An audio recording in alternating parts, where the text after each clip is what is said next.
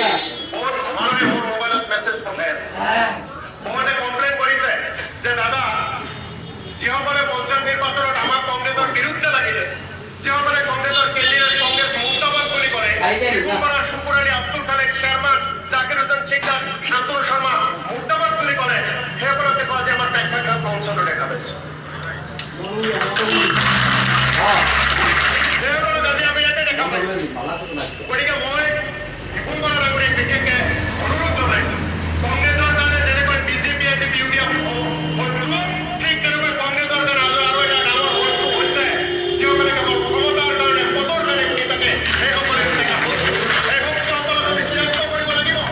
পঞ্চায়ত নিৰ্বাচনত আমি 22টা আসন পাইছো যদি আমাৰ মাজৰে কোনোবাই নীতি কথালৈ নিদিলেহেঁতেন আমি আৰু অধিক আসন পালোহেঁতেন গতিকে মই অনুৰোধ জনাইছো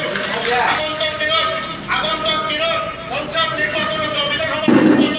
আমাৰ লগতে থাকি নেতাসকলৰ পিছে পিছে ঘূৰি দায়িত্বত বহি যিসকলে নিৰ্বাচনেৰে বিৰোধিতা কৰিলে তেওঁলোকক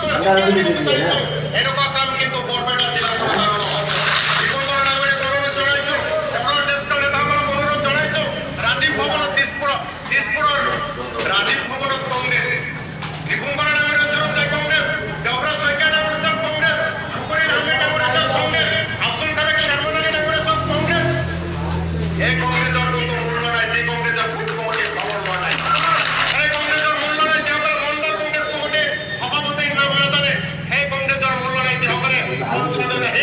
পাৰ্টীসকলৰ কাৰণে ভোট বিচৰা নাই গতিকে তেনেকুৱা আমি বহুত লোকসভাৰ পাৰ্টীৰ নামবোৰ দেখা পাওঁ ছ'চিয়েল মিডিয়াত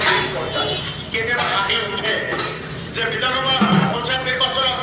কংগ্ৰেছ পাৰ্টীসকলক লাভ কৰি বুলি ক'লে আকৌ এতিয়া কৈছো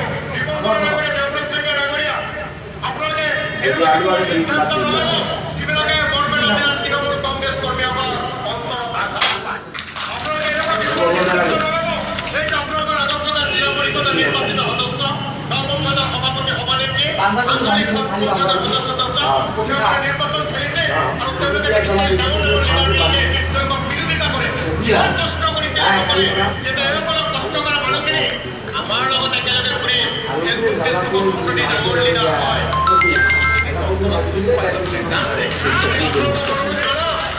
আজি বৰপেটা জিলা কংগ্ৰেছৰ প্ৰতিজন নেতা কৰ্মীসকলক অনুৰোধ জনাওঁ আমি সেইসকলক অন্ত কৰিব লাগিব উপযুক্ত জবাব দিব লাগিব বিসংবাদী কংগ্ৰেছৰ নেতাৰ দৰকাৰ নাই বিসংবাদী কংগ্ৰেছৰ দৰকাৰ নাই যিমানখিনি আছে